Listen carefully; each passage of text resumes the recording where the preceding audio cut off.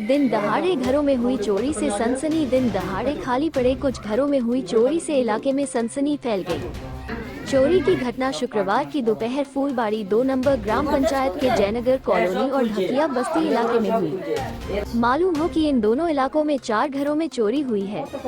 गंगा सरकार नाम की महिला ने बताया कि आज सुबह मैं और मेरे पति अपने बेटे को स्कूल भेजने के बाद काम पर चले गए। घर पर कोई नहीं था। दोपहर में जब मैं काम से घर आया तो देखा कि घर में सामान गंदी हालत में था और घर में रखे सोने के कई सामान के साथ कई हजार रुपये नकद और मोबाइल फोन चोरी हो गए थे। इसके अलावा गांव के कुछ घरों में चोरी की घटना हुई है। मामले की सूचना पुलिस को दी गई है। खबर पाकर न्यू जलपाईगुड़ी थाने की पुलिस मौके पर पहुंची। पुलिस पूरी घटना की जांच में जुट गई है।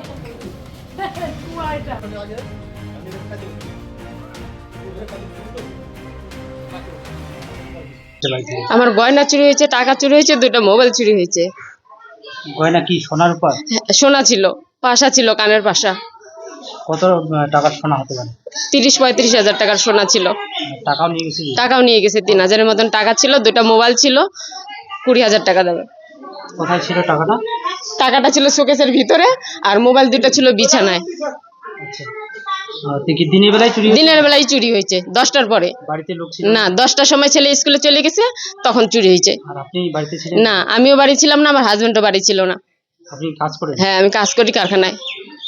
তো কখন জানতে পারলেন চুরি হয়েছে? আমি 1টার সময় খেতে এসে জানতে পারলাম যে চুরি হয়েছে।